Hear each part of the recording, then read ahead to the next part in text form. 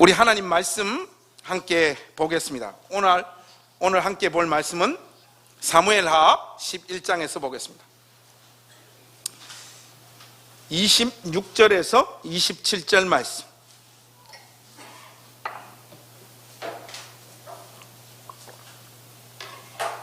사무엘하 11장 26절에서 27절. 우리 26절 27절 같이 한번 읽겠습니다. 시작. 우리아의 아내는 그 남편 우리아가 죽었음을 듣고 그 남편을 위하여 소리내어 우니라. 그 장례를 마침에 다윗이 사람을 보내 그를 왕궁으로 데려오니 그가 그의 아내가 되어 그에게 아들을 낳으니라. 다윗이 행한 그 일이 여호와 보시기에 악하였더라. 아멘. 여러분들, 우리 가족들하고 따뜻하게 인사 한번 나누십시다. 오랜만에 보이시는 분들도 계시고 한데 우리 한번 인사 나누고 하나님 말씀 나누겠습니다.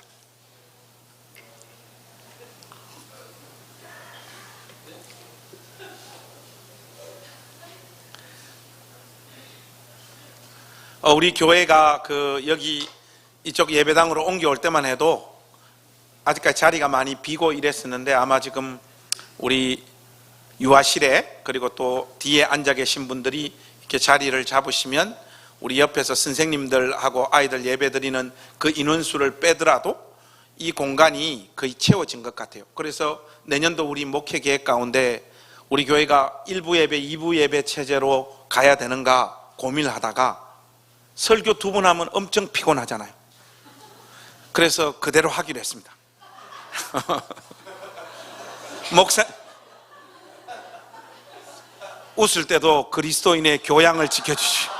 방정맞게. 금방 하이피치 누구였어요? 우리 조 집사님이셨습니까? 그래서 좋습니다. 그래서 오늘 무거운 내용을 여러분들하고 함께 나누어야 되는데 우리 집사님께서 깔깔거려 주셔가지고 그 분위기가 좀 이렇게 완화되어지는 것 같아요. 여러분, 오늘 이 사무엘하 11장은 여러분들이 너무나 잘 아는 본문입니다. 다윗이 헷사람 우리아의 아내 바세바를 범하는 사건이에요. 표면적으로 보면 오늘 우리가 읽은 이 본문은 다윗이 하나님 앞에서 저지르고 있는 성적인 범죄입니다.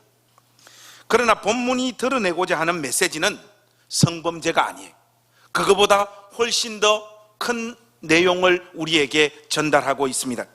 다윗이 언약의 나라 이스라엘의 왕으로 등극한 이 자리, 그리고 이 시점에서 하나님 앞에서 그가 절대로 가져서는 안 되는 마음이 있습니다.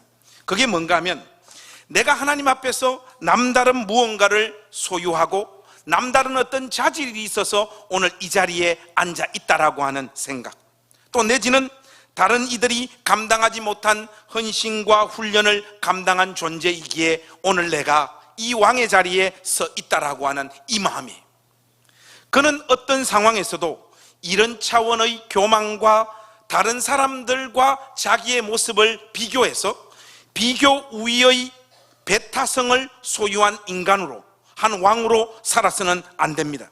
쉽게 말해, 나는 다른 사람들과 비교했을 때 남다른 존재다라고 하는 의식을 가지고 살면 안 되는 것입니다. 왜 그렇습니까? 사실이 아니기 때문에 그렇죠. 그가 오늘 언약의 나라 이스라엘의 왕의 자리에 서 있는 것은 하나님께서 자기 약속에 신실하셔서 그 약속을 이루시는 차원의 다윗을 도구로 사용하셔서 그를 이 자리에 앉혀놓고 있는 것이지, 다윗 안에 있는 어떤 능력이나 자질 때문에 그가 이스라엘 나라의 왕이 되어 있는 것이 아닙니다. 그는 그냥 동네 이름 없는 목동이었고 소망 없이 여기저기로 도망다니는 도망자요 반역자였습니다. 단지 하나님의 자비와 긍휼을 그가 입었을 뿐입니다. 왜 그가 하나님의 자비와 긍휼을 입었느냐?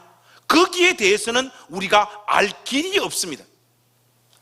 그러나 인간이 절대 권력을 소유하게 되면 다른 사람과 비교 우위에 서 있는 존재로 자기 자신을 인식하는 이 버릇에서 벗어나기란 거의 불가능한 것 같아요. 멀쩡했던 사람에게도 절대 권력이 손에 쥐어지면 그 권력을 가지고 사람을 섬기고 하나님 형상대로 지음을 입은 인간들을 섬기고 사랑하는 어떤 역할들을 감당하기보다는 이상하게 사람이 망가져 버리는 것, 이것은 오고 오는 모든 세대의 거의 대부분의 인간들의 공통적인 특징인 것 같습니다. 우리가 이런 경우들을 하도 많이 보니까 다윗에게도 이런 일이 이제 벌어지겠구나라고 우리는 짐작하고 추측할 뿐입니다만은, 학문의 진보로 인하여 이런 일들이 과학적이라고 하는 사실들이 드러나고 있습니다. 캐나다 맥메스터 대학의 신경과학자인 스쿠빈더 오비 교수는 권력자로 분류할 수 있는 사람과 보통 사람들의 뇌를 관측기 안에 넣어가지고 실질적으로 촬영하고 돌려보니까 흥미로운 결과가 나타나요. 권력자로 분류할 수 있는 사람의 신경회로에서 미러링을 감당하는 뇌의 기능이 다 깨져 버렸다는 거예요.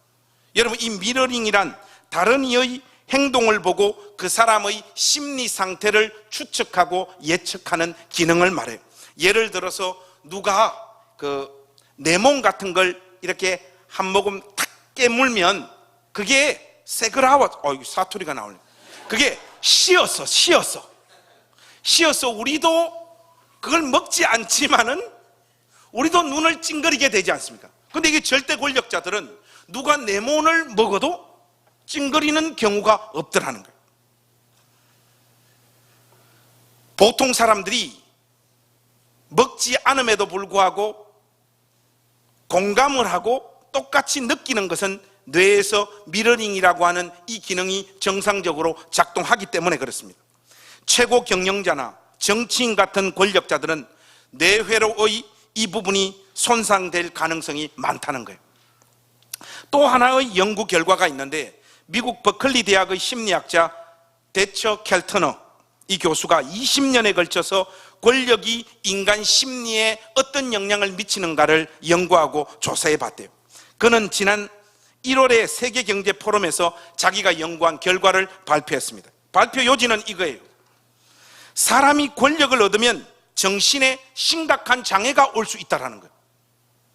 어떤 이들은 그것으로 인해서 전두엽 기능이 상실하는 것과 비슷한 충격과 영향이 뇌에서 나타났다는 거예요. 여러분, 전두엽은 우리 뇌에서 기억력과 사고력을 주관하는 부분인데, 여기가 망가지면 타인에게 자신의 힘을 행사하는데 완전 취해버린 자들이 점차 공감 능력이 떨어지고 심하면 판단력까지 흐려질 수 있다는 거예요. 자연적으로 이들은 주변 사람이 보기에 당연히 해서는 안 되는 일들을 스스럼 없이 저지른다는 거예요. 많은 사람이 더 큰 권력을 얻기 위해 아등바등하지만 때에 따라 권력은 그것을 손에 쥔 사람의 머리를 심각하게 손상시키는 역할을 한다는 겁니다. 이게 실질적으로 뇌과학이 발달하고 있는 오늘날 수많은 연구자들과 교수들을 통해서 이렇게 증명되어지고 있습니다. 다윗이 바로 이 길로 가고 있습니다. 하나님의 종들로부터 수많은 교육과 경고를 받았고, 또 자기 인생에서 그토록 강한 훈련을 받았고, 하나님의 자비와 은혜를 그렇게 받고 누렸음에도 불구하고 다윗 역시 절대 권력이 손에 쥐어지고 시간이 흐르자 안하무인의 인간으로 점점 변화되고 있는 모습을 오늘 본문이 우리에게 고발하고 있는 것입니다. 모든 것이 가능해진 사람으로 자기 자신을 인식하기 시작하고 있는 것입니다. 오늘 우리에게 주어진 이 본문은 그런 의미에서 단순히 다윗의 성범죄를 고발하고 있는 것이 아닙니다. 가만히 여러분 오늘 본문을 한번 보십시오. 다윗은 어느 날 늦게 일어났습니다. 산책을 하고 싶었는지 왕궁 옥상을 거닐렀고, 그러다가 우연히 목욕하고 있는 여인의 모습을 발견하게 되었습니다. 성경 주석가들에 의하면 오늘날에도 예루살렘 구시가지에서는 지붕이나 뜰에서 일어나는 생활상을 보는 것이 가능하대요. 이 이스라엘 집의 구조들이 그렇습니다. 그러니까 옛날에는 이런 풍경들을 자연스럽게 이렇게 보는 것이 아주 흔한 일이었을 것 같아요. 여하튼 보통 이런 장면을 남자들이 목격을 하고 미혹되어 자신의 정욕을 채우고자 한다면 주변 사람 몰래 보통 이런 일을 추진하게 되죠. 그렇지 않습니까? 다른 나라의 왕은 어떨지 몰라도 이스라엘의 왕은 이런 일을 공개적으로는 추진할 수 없습니다. 왜냐하면 이 나라의 주인은 하나님이시라고 하는, 그리고 그 하나님께서 이 나라 가운데 허락하신 율법이 있기 때문에 아무리 절대 권력자인 다윗이라고 할지라도 이런 일들을 공개적으로는 할 수 없어요. 그런데 여러분 3절 말씀 한번 보시겠습니까? 우리 한번 3절 말씀은 같이 한번 읽겠습니다. 시작. 다윗이 사람을 보내 그 여인을 알아보게 하였더니 그가 아뢰되 그는 엘리암의 딸이요 헷 사람 우리아의 아내 바세바가 아니니까 하니라. 여러분 분명하게 기록하고 있지 않습니까? 다윗은 이 일을 지금 충동적으로 하고 있는 것이 아니에요.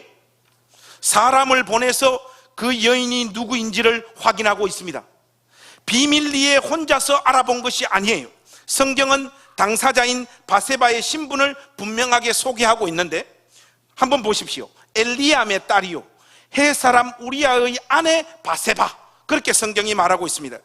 여기에 소개된 정보 중에 가장 중요한 내용은 우리아의 아내 바세바죠. 여러분 우리아가 누굽니까? 이렇게 묻고 들어가면 여러분들이 좀 멍해질 수밖에 없는데 사무엘 하 23장 39절에 가면 이런 표현이 나와요. 헷 사람 우리아라 이상 총수가 37명이었더라. 여러분 23장에는 그 9절 위를 보시면 다윗의 군대 핵심 장수들이 37명이 소개되어져 있고 그 중에 한 사람이 헷 사람 우리아입니다. 상식적으로 생각하면 다윗이 이 여인에게 미혹되어져서 마음이 빼앗길 수 있습니다. 그런 이 여인을 취하려고 했다가도 우리아의 아내라는 것을 확인했다면 당연히 멈추어야죠. 그런데 그냥 자기의 정욕을 채우는 대상으로 그냥 이 여인을 삼아버립니다. 그런데 문제는 다윗의 의식에는 죄를 짓고 있다라고 하는 생각이 전혀 없다는 거예요. 다른 사람들이 모르게 이 짓을 하는 것이 아니라 공개적으로 당당하게 하고 있잖아요. 뻔뻔하다는 것이 아니에요. 죄책감이 없다라는 말이 아닙니다. 저 말의 요지는 하나님 앞에서 아무런 문제가 되지 않는다는 생각으로 이 일을 하고 있다, 이 말이에요. 도대체 다윗은 어떤 생각이 그의 마음에 사로잡았기 때문에 이런 행동을 이렇게 과감하게 하고 있는 것일까요? 그 이유는 우리아의 출생 신분에 답이 있습니다. 우리아는 헷 사람이라고 오늘 우리에게 소개되어지고 있습니다. 여러분 창세기 15장에 보시면 하나님께서 아브라함에게 이 가나안 땅을 너와 내 후손에게 주겠다라고 말씀을 하시면서 가나안 7족속을 소개하고 있지 않습니까? 그 중에 한 족속이 바로 이 헷 족속입니다. 그러니까 이 다윗의 마음에는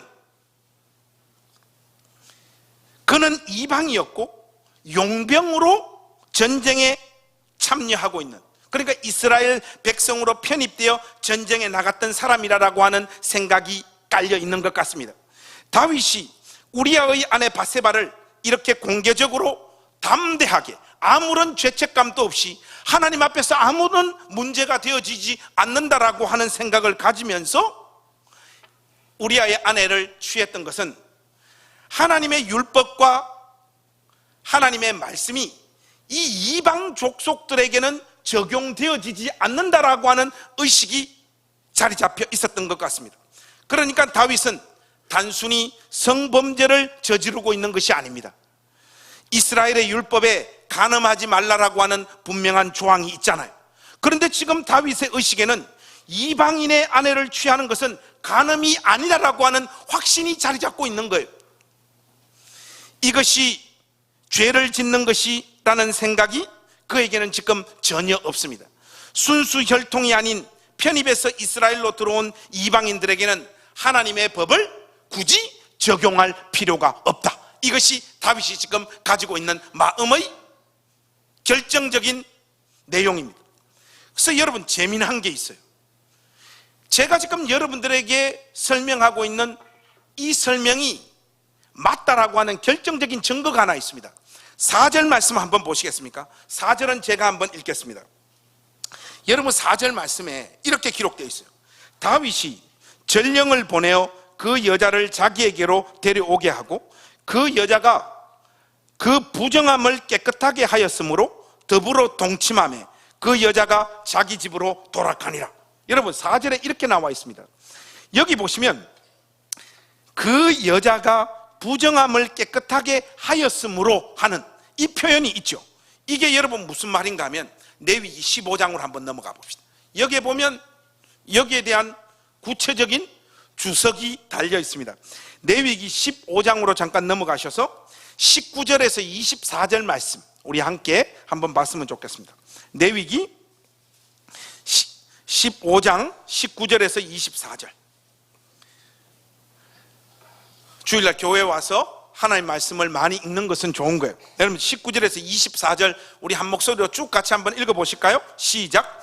어떤 여인이 유출을 하되 그의 몸에 그의 유출이 피면 이래 동안 불결하니 그를 만지는 자마다 저녁까지 부정할 것이요 그가 불결할 동안에는 그가 누웠던 자리도 다 부정하며 그가 앉았던 자리도 다 부정한즉 그의 침상을 만지는 자는 다 그의 옷을 빨고 물로 몸을 씻을 것이요 저녁까지 부정할 것이며 그가 앉은 자리를 만지는 자도 다 그들의 옷을 빨고 물로 몸을 씻을 것이요 저녁까지 부정할 것이며 그의 침상 위에나 그가 앉은 자리에 있는 것을 만지는 모든 자도 저녁까지 부정할 것이며 24절이 중요합니다.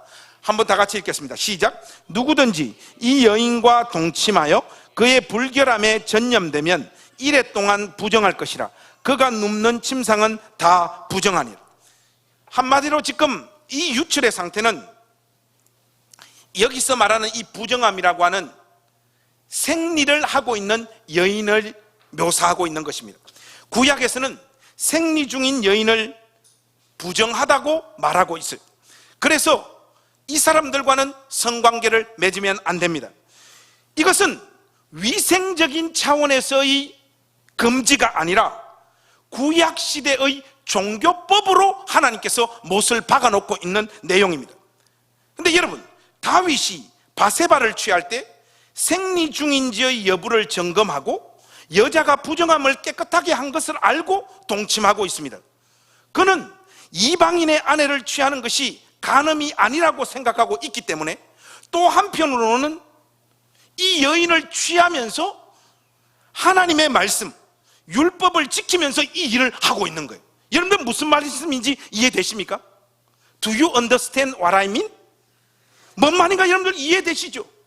간음을 저지르는 거라면 이런 하나님의 법을 지킬 필요가 없잖아요. 이 여인을 지금 범하면서도 하나님의 말씀을 지키면서 이 여자를 취하고 있단 말이죠. 이 말은 뭔 말인가 하면 다윗의 마음에 헷 족속 출신인 우리아의 아내 바세바를 범하는 것은 하나님 앞에서 아무런 문제가 되지 않는다라고 하는 생각을 가지고 있는 거예요. 그러나 이 여자가 유출 가운데 있는 여자였기 때문에 그 부정함을 깨끗하게 한 다음 하나님 말씀을 지킨 다음 이 여자를 취하고 있는 다윗의 모습을 우리가 이렇게 확인할 수 있습니다. 성경은 다윗이 헷 족속 출신이라고 계취급하고 있는 우리아의 아내 바세바 그리고 우리아의 삶을 이렇게 짓밟아 놓는 모습과 너무나도 대조되어지게 우리아라고 하는 신실한 하나님의 사람의 모습을 다윗의 모습과 극명하게 대조하고 있는 내용들로 그 뒤 내용을 채우고 있습니다. 여러분 6절 이하를 한번 보시겠습니까? 6절 이하에 있는 이 말씀을 보시면 다윗은 요압에게 전쟁 중에 있던 우리아를 자기에게로 보내도록 지시합니다. 이게 왜 그렇습니까? 우리아의 아내 바세바가 임신해버렸기 때문에 이것에 대한 알리바이를 만들기 위해서 전쟁에 나가 있는 우리아를 지금 당장 나에게 보내라. 요압에게 오더를 내립니다. 다윗은 우리아가 그에게 이러자 시시껄렁한 이야기들 그냥 합니다. 군대는 잘 있느냐, 너는 잘 있었느냐, 이런 시시껄렁한 이야기를 하다가 우리아에게 무엇을 권고하는가 하면 그 6절 이하의 내용을 보시면 내 집에 내려가서 발을 씻으라, 이렇게 지금 말하고 있습니다. 이 표현은 구약에서 아내와 동침하라라고 하는 왕곡 어법이에요. 여러분, 이 고대 건동 문화에서 발은 왕곡적인 표현으로 남성의 성기를 뜻합니다. 형식적으로는 우리아를 위한 배려이지만 바세바의 임신을 우리아의 탓으로 만들기 위한 잔머리를 지금 다윗이 구사하고 있는 것 아닙니까? 다윗의 뜻대로 일이 굴러가지 않습니다. 우리아는 집으로 가지 않아요. 왕궁 경비대에서 군인들과 함께 잠을 잡니다. 우리아는요, 이거 그냥 집으로 안 가는 것이 아니라 우리아는 전쟁에 참여하고 있는 군인으로서 신명기에 나와 있는 하나님의 말씀을 따라서 자신의 몸을 정결하게 하려고 하는 거예요. 전쟁에 나가 있는 하나님의 백성들은 몽설하면 안 된다라고 신명기에 분명히 못을 박아놓고 있기 때문에 우리아는 하나님 말씀을 지키는 차원에서 집에 가서 아내와 동침하지 않고 있는 것입니다. 다윗이 이 소식을 전해 듣고 네가 길 갔다가 돌아온 것이 아니냐, 어찌하여 내 집으로 내려가지 아니했느냐, 그렇게 묻습니다. 근데 여러분, 11절에 이 우리아의 감동적인 신앙 고백을 여러분 한번 들어보십시오.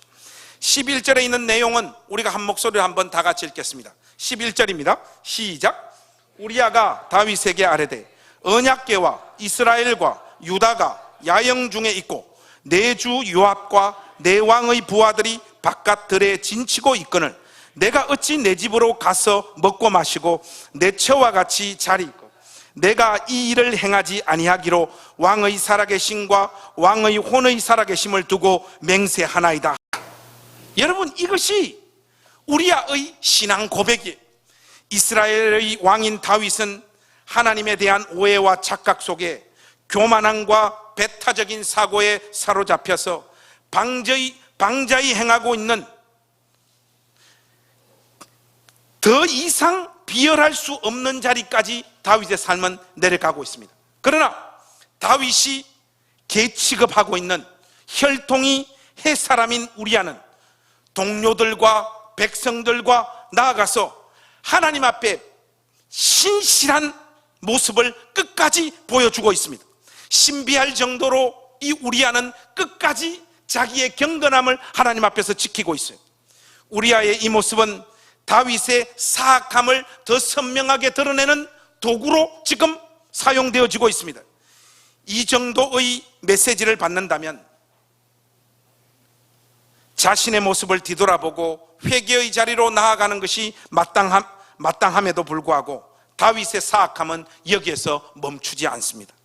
다윗은 다시금 알리바이를 만들기 위하여 우리아에게 술을 먹여가지고 합리적인 판단을 하지 못하는 자리로 인위적으로 우리아를 내모읍니다. 그러나 그 상황 속에서도 우리아는 정신을 차리고 아내에게 가서 잠을 자는, 신명기 말씀에 기록되어져 있는 하나님 말씀을 어기는 그 일을 하지 않습니다. 자기는 전쟁 중에 참여하고 있는 하나님의 백성이라고 하는 이 정체성을 까먹지 않는단 말이죠.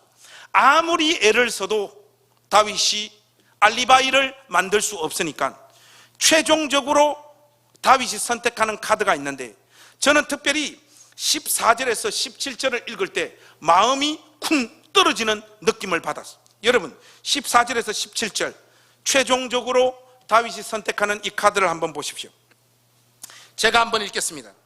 아침이 되매 다윗이 편지를 써서 우리아의 손에 들려 요압에게 보내니 그 편지에 써서 이러기를 너희가 우리아를 맹렬한 싸움에 앞세워두고 너희는 뒤로 물러가서 그로 맞아 죽게 하라 하였더라. 요압이 그 성을 살펴 용사들이 있는 것을 아는 그곳에 우리아를 두니 이렇게 말하고 있습니다. 여러분, 이 모습이 다윗의 사악함의 절정이에요.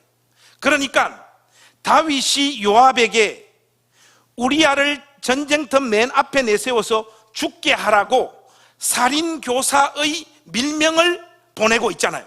그런데 우리아는 자신이 자신을 죽이라고 명령한 그 편지를 자기 손에 쥐고 이것을 요압에게 자기 손으로 전달하고 있는 이 기가 막힌 모습을 여러분 한번 생각해 보십시오. 이 다윗은 요즘 우리가 흔히 쓰는 말로 하자면 개새끼입니다. 다윗은 자신의 죄를 감추기 위하여 햇사람 우리아를 죽이는 판단을 해버리는 거예요. 여러분, 사무엘하 21장이 던지는 메시지는 성적인 범죄에 초점이 맞춰져 있지 않습니다. 모든 것을 마음대로 할 수 있는 위치에 올라간 다윗은 어느 순간 교만하고 눈이 어두워져서 자기 공동체 안에 있는 지극히 작은 소자와 같은 존재를 자기의 욕심과 자기의 생각대로 유진하여 삶을 짓밟았다라고 하는 고발을 성경이 지금 하고 있는 것입니다. 더 무거운 비판은 그렇게 했음에도 불구하고 그것이 하나님 앞에서 죄가 된다라고 하는 그 어떤 의식도 가지고 있지 않다라는 거예요. 나단이 찾아오기 전까지 그가 하나님 앞에서 범죄했다라고 생각하고 있지도 않아요. 죄책감을 가지고 있지도 않아요. 당연히 이스라엘 나라의 왕으로 이 정도의 일은 이방 족속의 아내와 그에게 할 수 있다라고 하는 생각 가운데 이 일을 담대하게 지금 하고 있는 것입니다. 양념을 넣어서 이 짓을 하는데 하나님 말씀도 적당하게 지켜가면서 이 일을 저지르고 있지 않습니까? 그는 나단 선지자의 책망의 메시지를 듣고 회개합니다. 회개할 때 다윗이 하나님 앞에 자기의 이 죄를 토해놓는 장면이 시편 51편이에요. 여러분들 우리 그쪽으로 한번 넘어가 봅시다. 이 부분이 중요한데 시편 51편 1절에서부터 5절 말씀 여러분 한번 우리 같이 보겠습니다. 여러분 그 시편 51편 맨 위를 보시면 여러분 성경책에도 다윗의 시, 인도자를 따라 부르는 노래, 다윗이 바세바와 동침한 후 선지자 나단이 그에게 왔을 때 그렇게 기록되어져 있죠. 자, 여러분들 1절에서부터 우리 5절까지 우리 우렁차게 한번 다 같이 한번 읽겠습니다. 이 다윗의 회개의 고백이에요. 1절에서 5절 같이 읽겠습니다. 하나님이여 주의 인자를 따라 내게 은혜를 베푸시며 주의 많은 긍휼을 따라 내 죄악을 지워 주소서. 나의 죄악을 맑게 씻으시며 깨끗이 제하소서.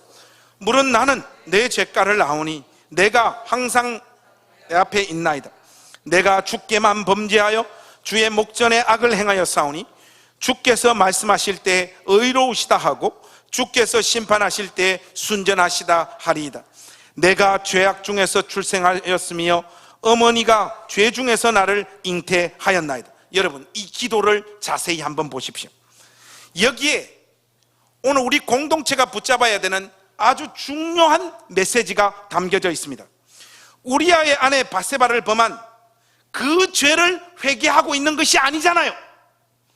죄를 지을 수밖에 없는 자기 존재를 회개하고 있는 모습을 볼 수가 있습니다.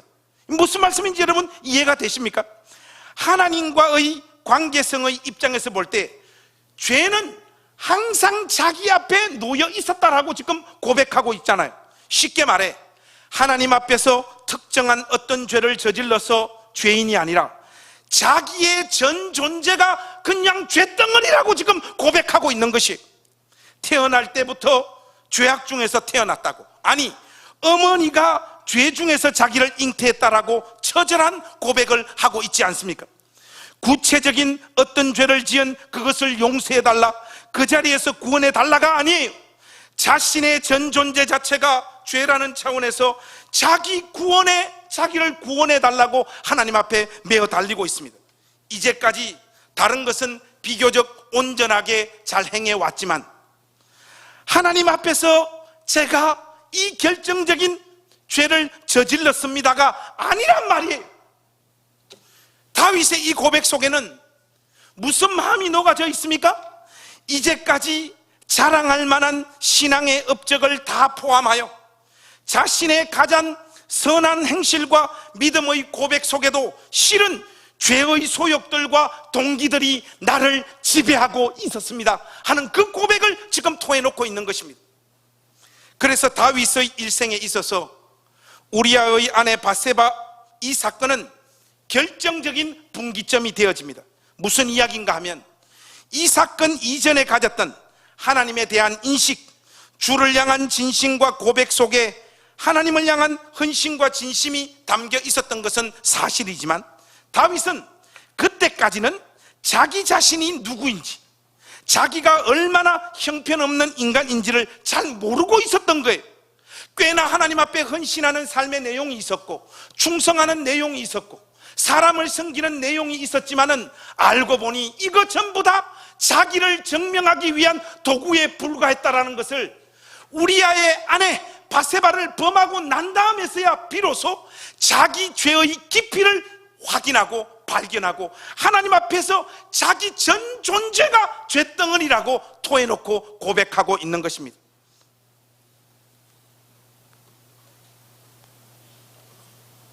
마치 이런 것과 좀 비슷해요, 여러분.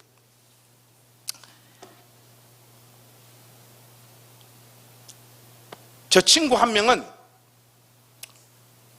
우리 침례교단 중에 침례교단에서 가장 큰 교회인 수원 모 중앙침례교회, 여기 수석 부목사로 있었다가 지금 미국으로 지금 이민 교회로 지금 가서 부목사를 하고 있는 친구가 한 명 있고, 이번 주에는 분당의 지구 모촌교회, 우리 후배가 한 명 왔는데 제가 이 두 사람을 따로따로 이렇게 만났는데 이 두 사람이 고백하는 내용이 다 비슷한 게 있어요. 뭔가 하니까 내 친구도 그렇고 저 후배도 그렇고, 관성아, 내가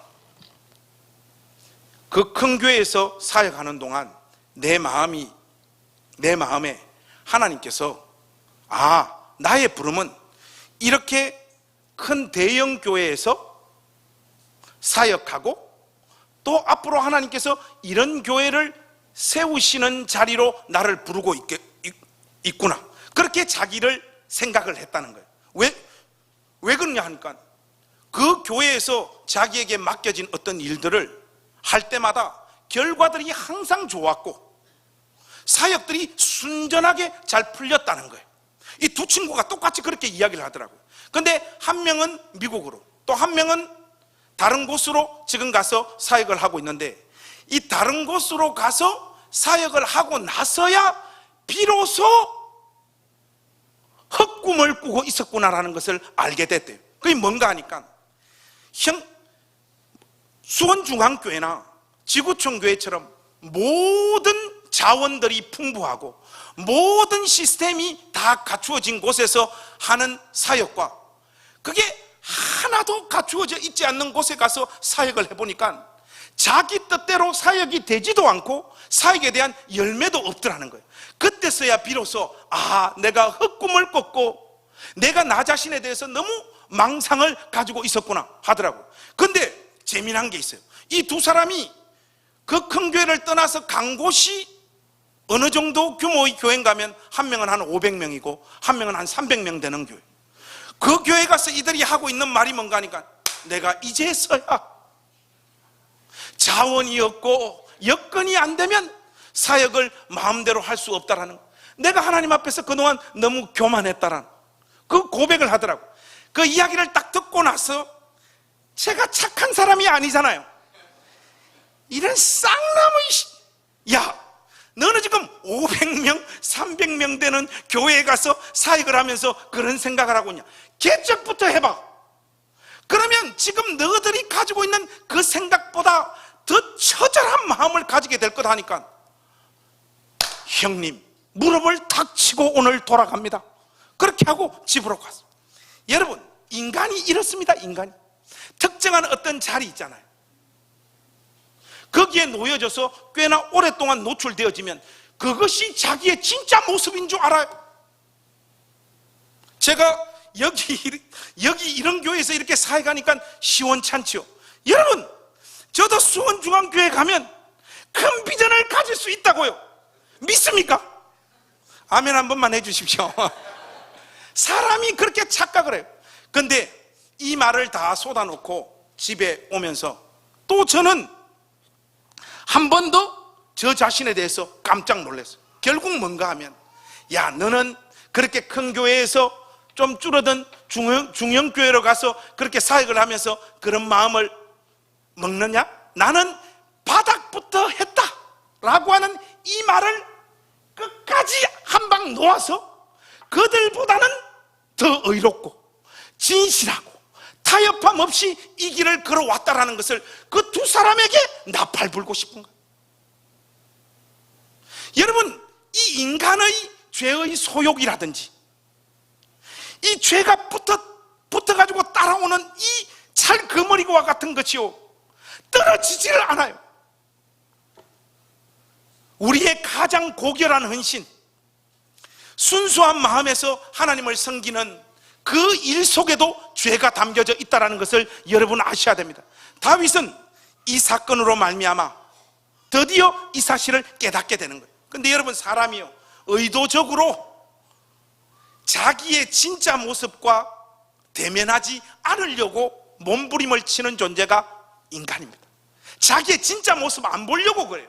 그래서 적당하게 자기를 포장합니다. 신앙으로 포장하고 윤리로 포장하고 도덕으로 적당하게 자기를 포장해서 그냥 사회적인 차원에서 사람들과의 관계 속에서 제법 믿음이 있고 교양이 있고 정도 많고 좋은 사람이라고 하는 의식을 가지게 만드는 것, 이것이 오늘날 여러분들이 추구하고 있는 신앙의 방식이란 말이죠. 그래서 우리 행신교회 다니는 집사님들, 권사님들 정도면 여기 여러분 인격 파탄자가 어디 있습니까? 거의 대부분 다 괜찮은 사람들이에요. 여러분, 옆에 앉아있는 우리 집사님들, 권사님들 얼굴 한 번씩 우리 이 시간 한번 보실까요? 제법 괜찮죠? 제법 괜찮은 사람 같아 보입니다. 왜 그러냐? 포장을 잘하고 있거든요. 교회에 와서 여러분들이 펼쳐 보이는 여러분들의 모습은 영어로 하자면 팁 오브 아이스버그, 빙산의 일각이잖아요. 여러분의 진짜 모습은 사악한 악당들이잖아요. 여러분들의 24시간을 저 하늘의 천상의 카메라가 여러분들 찍어가지고 오늘 이 예배당에 틀어놓으면 이 교회에 얼굴 들고 나올 수 있는 사람이 아무도 없습니다. 가장 맨 처음은 누가 못 나오냐? 우성균이 못 나옵니다. 우리 전사님 보면 저를 자꾸 팔아먹는 것 같아요. 예를 들면 이런 식입니다. 목사님은 집안일을 안 하지만 저는 집안일을 잘한다. 저 집에 카메라 한번 갖다 대보세요. 여러분, 사모님이 요즘 몸이 많이 아파요. 우리 사모님 힘들어 지금 계속 병원 다니고 계시잖아요. 남편이 진짜 잘해주면 병원을 갈 수 있습니까? 우리 집 사람 보십시오. 1년 내내 평강과 기쁨과 건강함으로 평생 사역하고 있지 않습니까?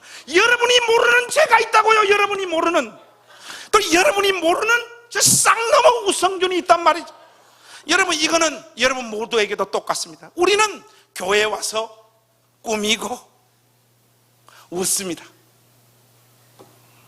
때려 죽이고 싶은 인간 앞에서도 기가 막힌 연극을 하는 두 사람이 또 있어요. 김지호, 김지연. 목사 애들이 까딱 잘못하면 애들이 이게 성장 과정 속에서 망가지겠더라고요. 왜냐하면 집사람하고 저하고 집에 와서 은혜로운 이야기를 하기보다는 우리 교인들 뒷담화를 많이 할 거 아닙니까? 그럼 애들이 다 들어요. 듣다 보면 얘들이 양념을 착착 붙여줍니다. 아파!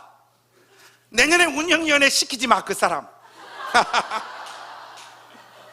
근데 교회에 와서는 어떡합니까? 하하하. 집사님 안녕하세요. 여러분, 애 새끼들도 저 수준이에요.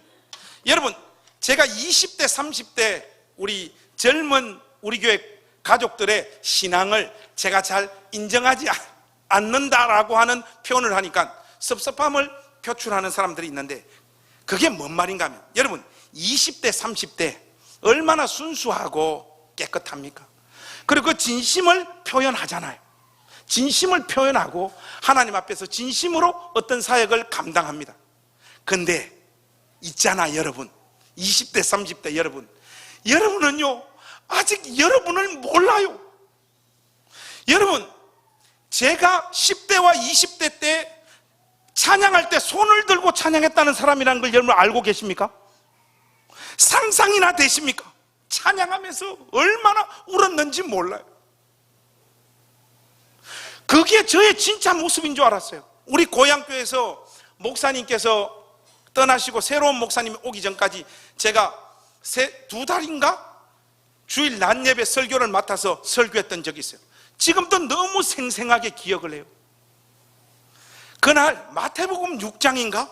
그 설교를 하고 와서 성도들도 큰 은혜를 받고 저도 그 메시지를 전하면서 이게 얼마나 이 심장이 큰 감격으로 사로잡히는지 집에 와서 하나님이 나를 설교자로 불러주셨다라는 거, 그 너무 감사해서 지금 죽어도 괜찮을 것 같은 그런 은혜를 경험했던 적이 있어요. 그때 제가 방에서 그 하늘 가는 밝은 길이, 주님 지금 죽어도 괜찮다고, 제가 그 찬양을 눈물을 흘리면서 이 소명의 자리로 부름받은 것에 대한 감격함을 하나님 앞에 표현한 적이 있어요. 그때까지만 해도 그게 저의 진짜 모습인 줄 알았어요. 근데 30대 후반을 지나고 40대를 지나고 40대 후반을 가니까 와, 저 안에 있잖아요 여러분, 내가 모르는 게 있더라고요. 내가 모르는 무시무시한 죄의 소욕들과 욕망들이 있더라고요. 이거 정말 토해놓고 이야기하면요, 우리 교회는 오늘 여기서 끝납니다. 정말로 끝나요. 저의 정체가 드러나면 다 끝납니다. 근데 여러분, 이것이 비단 저의 고백이 아니잖아요 여러분. 다윗이요, 우리아의 아내 바세바를 범한 것, 이 사건이 지금 초점이 있는 것이 아니라 이 사건으로 말미암아 비로소 다윗은 자기 자신이 누구인가를 생생하게 확인하고 대면하는 거예요. 근데 우리가 이게 두려워서 자기의 모습을 보려고 하지 않습니다. 여러분, 칼 융, 유명한 사람이죠. 철학자요 심리학자인데, 칼 융이 자기의 자서전에 보니까, 자기 자서전 기억, 꿈, 성찰이라고 하는 책에서 이런 말을 해요. 제가 한 문장만 인용해 왔습니다. 마음속 깊은 곳에 자리한 경험, 그리고 인격의 가장 핵심까지 도달할 때마다 대부분의 사람들은 공포를 이기지 못하고 도망쳐 버린다. 사람은요, 자기 진짜 모습을요 보지를 못해요. 너무 무시무시한 내용들이 자기 영혼 가운데 있기 때문에 그건 못 보는 거예요 여러분. 애써서 우리가 우리 모습을 보려 하지 않는다 이 말입니다. 이런 이유로 자기 자신의 정체성을 사람들하고 적당히 만나고 교제하면서 뿜어내고 있는 형식적인 긍정적인 내용들로, 변명거리들로 포장하고 유지하면서 사는 존재가 저와 여러분이지 않습니까? 우리가 교회에 와서 서로에게 보여주는 모습은 정말로 작은 한 부분이잖아요. 오늘날 교회의 역할이 성도들로 하여금 자기 죄에 대한 철저한 발견과 자각을 하는 방향으로 인도하거나 하나님 말씀을 그렇게 증거하지 않고 좋은 느낌과 감동을 느끼고 그냥 집으로 돌아가는 종교 서비스 정도 해주는 쪽으로 교회들이 방향타를 틀어버렸습니다. 찬양이며 설교가 언제부턴가 너무 말랑말랑하고 부드러워져 버렸습니다. 저 친구가 지난주 저의 설교를 듣고, 야 관성아 아직 살아있더라.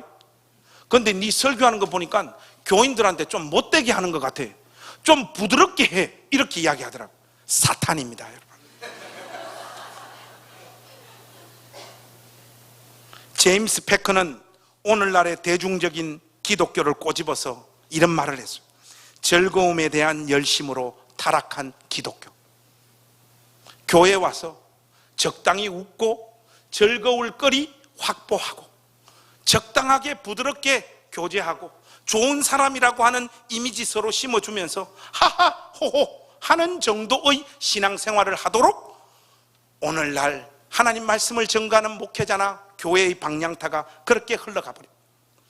언제부터인가 교회는 자신의 전 존재를 하나님과 대면하고 상한 심령 가운데 울부짖는 이런 모습들을 전부 다 잃어버렸어요. 사랑하는 우리 행신교회 가족 여러분, 오늘 이 말씀이 우리에게 던지는 메시지는 참으로 의미심장합니다. 다윗이 우리아의 아내 바세바를 범한 이 사건을 계기로 그가 결정적으로 깨달은 사실은 그동안 하나님을 위해 살았고 헌신했고 충성한 자신의 삶이 거의 다 자기 의였고 자기 자랑을 축적하기 위한 몸부림이었다라고 하는 사실을 이 사건을 계기로 비로소 확인하게 된 것입니다. 그 모양이나 그 형태와 형식은 분명히 박수받을 만한 행동을 하고 있지만 그것으로 자기를 포장하는 존재가 바로 자기 자신이었다라는 것을 다윗은 발견하고 깜짝 놀라고 있는 것입니다. 어떤 의미에서 보면 다윗은 지금까지 골리앗을 무찌르고 사울을 죽일 수 있는 그 기회를 하나님 앞에 맡기고 성전을 짓고 싶다고 고백한 그 모든 것도 그 고백의 가장 깊은 기저에는 인간들 세상에서 알아주고 인정해주는 윤리와 종교적 가치를 구현하여 이 모든 것들을 통하여 자기를 증명하는 도구로 사용하는 저급한 차원에서 행한 것이었음을 비로소 깨닫게 되었단 말이죠. 자기의 마음을 꿰뚫어 보고 계시는 하나님 앞에서 자기의 삶을 살아가고 있지 않는 자기 자신의 모습을 확인한 것입니다.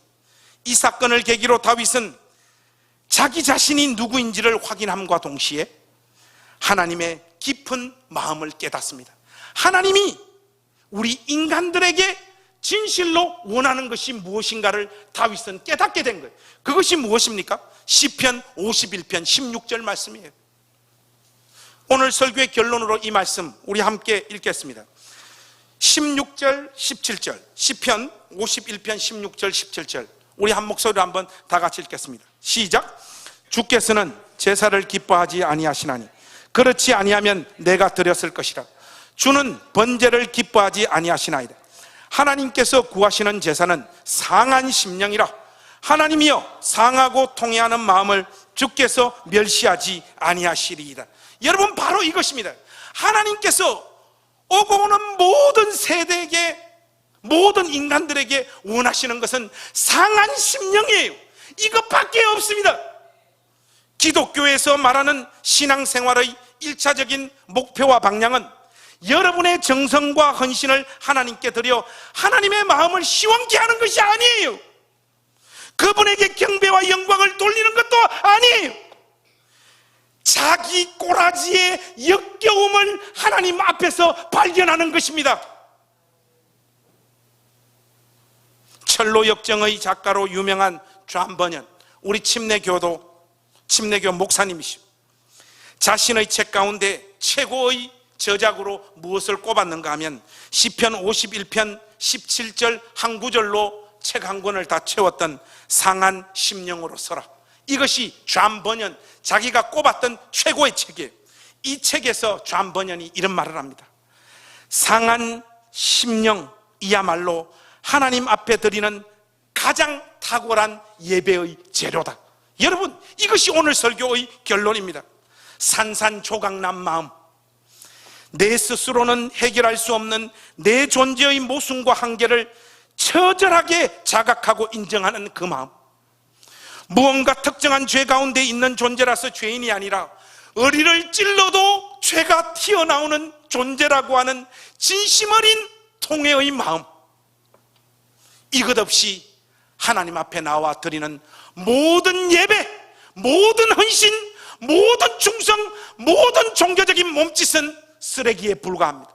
사랑하는 행신교회 가족 여러분, 다윗이 우리아의 아내 바세바를 범하고 난 다음 깨달은 자기 자신에 대한 이 분명한 확인이 여러분에게도 나타나게 되시기를 우리 주님의 이름으로 부탁합니다. 상한 심령으로 하나님 앞에 서십시오. 왜 하나님을 믿고 있고 이 교회를 다니고 신앙생활을 하고 있습니까? 여러분의 의와 여러분의 자랑과 사람과 사람 사이에서 만나고 만나는 이 즐거움, 적당하게 좋은 사람이라고 하는 인식도 주면서 적당한 역할도 하면서 여러분 생의 어떤 즐거움을 추구하는 차원에서 하나님을 섬기고 있는 자들이 아닌지 여러분들을 확인하십시오. 그렇게 살다가 가서는 안 됩니다. 하나님이 우리에게 원하시는 것은 제사가 아닙니다. 헌신이 아닙니다. 충성이 아닙니다. 오직 상한 심령 하나입니다. 산산조각 낳은 그 마음으로 하나님 앞에 서는 복된 인생들이 되셔서, 비록 그 자리에서야 그리스도께서 우리를 위하여 십자가를 지셨다라고 하는 이 사실이 얼마나 크고 깊은 은혜인가를 깨닫게 되어질 것입니다. 이 은혜 평생 동안 자각하면서 걸어가는 복된 믿음의 사람들 되시기를 우리 주님의 이름으로 축복합니다. 기도하겠습니다. 하나님, 저희들은 진실로 의리를 찔러도 죄가 튀어나오는 존재들입니다. 소망 없는 인생들입니다. 하나님, 저희들을 긍휼히 여겨주시고 적당히 이런저런 즐거움거리 확보하고 교회 안에서 어떤 역할들을 또 영향력들을 가지고 좋은 사람이라고 하는 인식들을 주면서 행복하고 즐겁게 그냥 신앙생활을 하면서 우리의 생을 허비하지 않도록 하나님 은혜를 베풀어 주시옵소서. 하나님 앞에 서는 매 순간 모든 예배의 재료로 우리의 상한 심령을 드리는 자들이 될 수 있도록 은혜를 베풀어 주시옵소서. 자기 자신의 죄와 모순을 떠안고 매일매일 하나님 앞에서 처절한 눈물로 상한 심령으로 나아가는 우리 행신교회 모든 권속들 되어지도록 은혜를 베풀어 주시옵소서. 예수님의 이름으로 기도하옵나이다. 아멘.